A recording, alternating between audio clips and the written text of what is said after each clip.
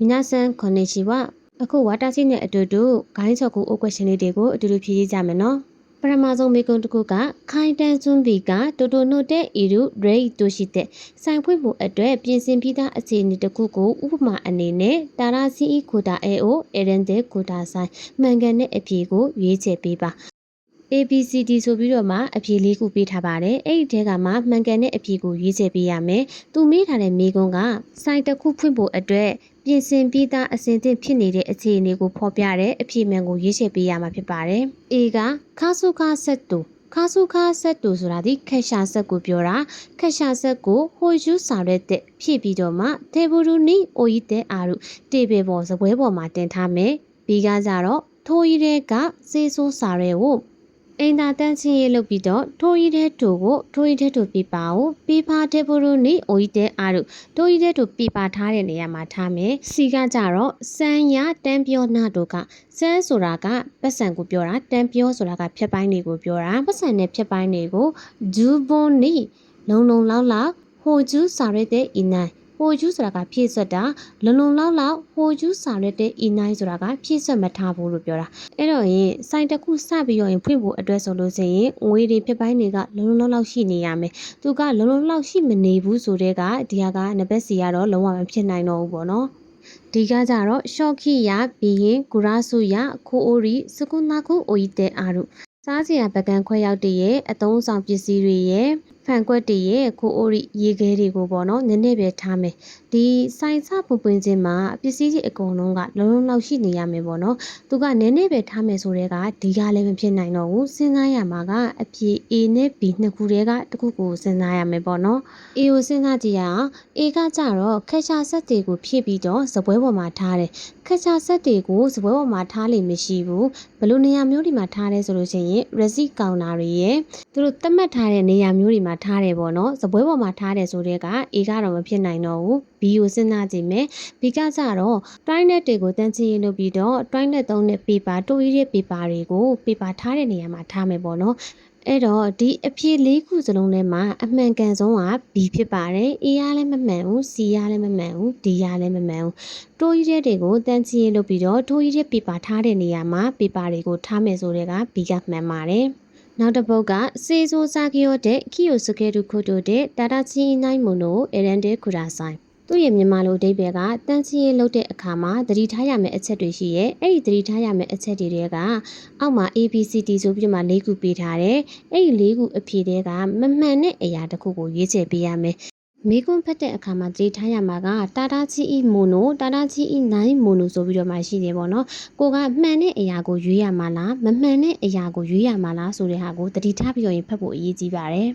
အဲ့ဒီတော့ဒီမှာအဖြေလေးတွေပေးထားတယ်ပေါ့နော် ABCD ဆိုပြီးတော့သူမေးထားတဲ့မိကွန်းကတန်းချင်းရေးလုပ်တဲ့အခါမှာသတိထားရမယ့်အချက်တွေကမှမမှန်တဲ့အချက်ကိုရွေးချယ်ပေးရအောင်ပေါ့နော် A ကခါဝါအီတာယောကိုရဲဝနူရာစာနိုင်6တွေ့နေတဲ့အညီအကြေးတွေကိုနူရာစာနိုင်စွတ်စွတ်အောင်မလုပ်ပါနဲ့အဲ့တော့ A ကမှန်တယ်ယောကိုရဲတာဒိုကုတဲ့ညစ်ပေနေတဲ့ပစ္စည်းနဲ့စေဆိုရှိမက်တန်ရှင်းရင်လုပ်မယ်အဲ့တော့ B ကတန်ချင်းရေးလုပ်ပါတယ်ဆိုမှညစ်ပင်နေတဲ့အရာနဲ့တန်ချင်းရေးလုပ်လို့မရဘူးလေဟုတ်တယ်မဟုတ်လားအဲ့တော့ B ကဖြစ်နိုင်တယ်ဒါပေမဲ့ C နဲ့ D ကိုဆက်ပြီးတော့ဖက်ကြည့်မယ် C ကကြတော့ Soke Okimes ရေးစိန်ထားမယ်ညစ်ပက်နေတဲ့အရာတွေကိုရေးစိန်ထားမယ်ဆိုတာက C ရလည်းမှန်တယ် D ကကြတော့စေဆိုးဝတန်ချင်းရေးကရှိတခါရာဥအဲနော်ဂျွန်ဂျော်နေရှိနိုင်အောက်ကနေပြီးတော့မှအပေါ်အစင်အလိုက်တိုင်းမလုပ်ဘူးဒီရလဲမှန်တယ်ပေါ့နော်တန်ရှင်းလုပ်တဲ့အခါမှာအပေါ်ကပဲအောက်ကိုအစင်လိုက်တိုင်းလုပ်တယ်ပေါ့နော်အဲ့တော့မေးခွန်းကမှားတဲ့အရာကိုမေးထားတာဖြစ်တဲ့အတွက်အဖြေမှန်က B ဖြစ်ပါတယ်နောက်တစ်ပုဒ်ကအိုကီယာကူဆာမာကတာပက်တဲ့အီရူရီယောရီနိဧည့်သည်စားနေတဲ့ဟင်းထဲမှာမူရှိကဟာယီတဲ့ပိုးကောင်ဝင်နေပြီးတော့အိုကီယာကူဆာမာနိယောဘာရဲမတ်တာအိုကီယာကူဆာမာကကိုခေါ်လိုက်တယ်တိုင်အိုတိုရှိတဲ့ဆိုင်းချောနီယာရုပက်ကီကိုတူဝနန်ဒက်စ်ကအရင်ဆုံးလှုပ်ဆောင်တဲ့အရာကဘာလဲဧည့်သည်စားနေတဲ့ဟင်းထဲမှာပိုးကောင်ကဝင်နေတယ်အဲ့လိုမျိုးဝင်နေတဲ့အချိန်မှာဧည့်သည်ကကိုခေါ်လိုက်တဲ့အရင်ဆုံးလှုပ်ဆောင်တဲ့အရာကဘာလဲဆိုပြီးတော့မေးထားတာပေါ့နော်မိကွန်းလေးကအဲ့တော့ဒီမှာအဖြေပေးထားတဲ့ ABCD ဆိုပြီးတော့၄ခုပေးထားတယ်ပေါ့နော်ပထမဆုံး A ကတိုင်အိုဆိုရိုဟီတိုကိုခါရဲတုပြဿနာဖြေရှင်းပေးမယ်သူကိုလဲပေးမယ်။ဘာဖြစ်မှမသိပဲနဲ့လူရှိန်နေဆိုတာကတော့မဖြစ်နိုင်ဘူးပေါ့နော်။ B ကကြတော့ဆယ်ကီနီချာနီဟိုကူကူစုရု တာဝန်ရှိသူကိုတင်ပြမယ်ဒီဘီကလည်းပဲကိုကဘာပြဿနာဖြစ်မှမသိဘဲနဲ့တန်းပြီးရင်တင်ပြဖို့ဆိုတာကလည်းမဖြစ်နိုင်ဘူးစီရကြတော့ရီယောရီနီမူစီကာဟာယီတဲ့အီရူယောကုခိကုဟင်းထဲမှာပိုးကောင်ဝင်နေလားမဝင်နေဘူးလားဆိုတာကိုကစတမာပြောပြသမျှကိုကိုကကောင်းကောင်းလေးနားထောင်ပေးရမယ်စီကကြတော့ဖြစ်နိုင်တယ်ပေါ့နော်ဒီကကြတော့တန်ပူနိုမီဆုတက္ကာရဒီဆိုင်ရဲ့အမှားဖြစ်တာကြောင့်မို့လို့စုကူနီချက်ချင်းပဲအာယာမတို့တောင်းမှန်မယ်ဒီ customer ပြောတာကိုနားမထောင်ဘဲနဲ့ချက်ချင်းတောင်းမှန်မှုဆိုတာကလည်းမဖြစ်နိုင်ဘူးပေါ့နော်အရင်ဆုံး menu တဲ့အရာလုံးရမှာကခီကူခါကူနဲ့တိုင်အိုအရင်ဆုံးနားထောင်ရမယ်ပြီးလို့ရှိရင်ခါကူနဲ့စစ်ဆေးရမယ်ပြီးတဲ့အခါမှာဘာလို့ရမလဲဆိုတာကိုကိုကတုံ့ပြန်ဆောင်ရွက်ပေးရမယ်ပေါ့နော်အဲ့ဒီဟာလေးတွေကိုမှတ်ထားမယ်ဆိုလို့ရှိရင်စာမွေးမှာဖြည့်နိုင်ပါတယ်နောက်မြင့်ဆိုရင်အဖြေလေးတွေကလေဘယ်ဟာဖြည့်ရမှမသိဇဝေဇဝါလေးတွေဖြစ်တတ်တယ်ပေါ့နော်ကိုက menu ရဲ့အရာအစင်လိုက်တိုင်းလေးကိုမှတ်ထားမယ်ဆိုလို့ရှိရင်ဒီစာကောင်းကောင်းလေးဖြည့်နိုင်ပါတယ်နောက်တစ်ပုဒ်က Ibusu Kuniyu Boshino Pointo တို့ရှိတဲ့ပြင်မကမလိုလားအပ်တဲ့ပစ္စည်းတွေဝင်ရောက်လာတာကိုကာကွယ်တဲ့အချက်တွေကမှအာဝါနိုင်မွန်တို့ကိုဟီတိုဆိုအရန်တဲ့ခုတာဆိုင်မကိုက်ညီတဲ့အချက်တစ်ချက်ကိုရွေးချယ်ပေးပါအဲ့တော့မေကွန်းကမမှန်တဲ့အရာကိုရွေးပေးရမှာပေါ့နော်အေကကြတော့ခူရီပူကလစ်တွေဟိုရှိခိစုစတာပလာတွေအပီစုခဲရန်တွေကိုရှော့ကုဟင်းသောဆိုပါတဲ့စုကဝါနိုင်ဒီစားစရာပစ္စည်းတွေရဲ့ဘေးမှာအသုံးမပြုရဘူးအဲ့တော့ A ရဲ့အဖြေကမှန်တယ်ပေါ့နော်ဖတ်စာအုပ်ထဲမှာလည်းကသူကပါတယ်ပေါ့နော်ကလစ်တွေစတာပလာတွေ episode တွေကိုစားကြပစ္စည်းတွေပြီးမှအသုံးမပြုရဘူးဆိုပြီးတော့နောက်တစ်ခု B ကကြတော့ဒိုးအာကိုအာခေပါနာစီနီစီနိုင်ဒီတကားကိုဖွင့်လျက်သားအတိုင်းမထားဘူးအဲ့ဒါကလည်းမှန်တယ်ပေါ့နော်တကားကိုဖွင့်ထားမယ်ဆိုလို့ရှိရင်ပြင်မကမူးရှိရဒီမလိုလားအဲ့တဲ့ပစ္စည်းတွေကဝင်လာနိုင်တယ်ဒါကြောင့်မလို့တကားကိုဖွင့်လျက်သားအတိုင်းမထားဘူးစီကကြတော့မူချီကဟာဆေရှိတာရာစုခုစုခရိမာရဲ့ပိုးကောင်တွေကိုတွေ့မယ်ဆိုလို့ရှိရင်ချက်ချင်းဖမ်းပြီးတော့ဟာစီကန်ယောမရှိစုတို့ဖြစ်ပွားတဲ့အကြောင်းရင်းကိုမစင်စားဘူးပိုးကောင်တွေကိုတွေ့ပြီးတော့ချက်ချင်းဖမ်းမယ်ဆိုတဲ့အထိကမှန်သေးတယ်ဒါပေမဲ့နောက်ပိုင်းဒီဖြစ်လာတဲ့အကြောင်းအရာကိုမစင်စားဘူးဆိုတာကတော့မှားတယ်ပေါ့နော်အဲ့တော့စီကဖြစ်နိုင်ကြီးစီရဲ့ဒီကိုဆက်ကြည့်မယ်ဒီကကြတော့တန်တိုင်းကော်မီကိုဟီရိုစိုင်းထဲမှာကြည့်တဲ့အမိုက်တွေကိုကောက်ယူရမယ်အဲ့တော့ဒီကလည်းမှန်တယ်ပေါ့နော်အပြေမှန်ကကြတော့စီဖြစ်ပါတယ်နောက်ထပ်မေးခွန်းတစ်ခုကနန်ချီချိုအီဘူဆိုနိုရေတိုရှိတဲ့တရာရှိကုနိုင်မိုနိုဝါဒိုဒီတက်စ်ကဒီပျော့ပြောင်းတဲ့အပြင်ပစ္စည်းတွေရဲ့ဥပမာအနေနဲ့မမှန်တဲ့အရာကဘယ်ဟာလဲဆိုပြီးတော့မေးထားတာပေါ့နော်ဒီကဖက်စာအုပ်ထဲမှာလည်းပါတယ်ပေါ့နော်ထွေထူးတော့ရှင်းပြမနေတော့ဘူးအပြေမှန်ကစီဖြစ်ပါတယ်နောက်ထပ်မိကိုတစ်ခုကကြတော့အရှိရမိကိုနဲ့အတူတူပဲဟိုမှာမှန်တဲ့အရာကိုရွေးခိုင်းတာပေါ့နော်ပျော့ပြောင်းတဲ့အရာတွေတဲကမှန်တဲ့အရာအပြေမှန်ကဒီဖြစ်ပါတယ်နောက်ထပ်မိကွန်းတစ်ခုကအစ္စရာမုခိယတဲ့အစ္စလမ်ဘာသာထဲမှာယူရုစာရက်တဲ့အီနိုင်တာပဲမွန်နိုနောကုတိုဝါဒိုရီတက်စ်ကခွင့်ပြုမထားတဲ့အစားအစာကဘာလဲဆိုပြီးတော့မေးထားတာပေါ့နော်ဒီဟာကလည်းဖက်စာအုပ်ထဲမှာပါတယ်ပေါ့နော်စာရတယ်ဆိုလို့ရှိရင်တော့ဒီလိုမိကွန်းတွေကြဖြေနိုင်ပါတယ်ဒီမှာအဖြေလေးခုပေးထားတဲ့ထဲကမှအဖြေမှန်ကစီဖြစ်ပါတယ်မှတ်ထားရမယ့်အချက်ကကြတော့ယူရုစာရက်တဲ့အီတို့ခွင့်ပြုထားတဲ့အစားအစာကဟာရာရုဖြစ်ပြီးတော့ရင်ခွင့်ပြုမထားတဲ့အစားအစာကဟာရာမှုဖြစ်ပါတယ်အဲ့ဒီနှစ်ခုကိုမှတ်ထားမယ်ဆိုလို့ရှိရင်ရပါတယ်နောက်တစ်မိကွန်းတစ်ခုကကြတော့ဟိုနေဝစုခုရုအယိုးကိုဖွဲ့စည်းတဲ့ဟာတာရာခီယိုဆိုလူအေယီယောတို့ရှိတဲ့အ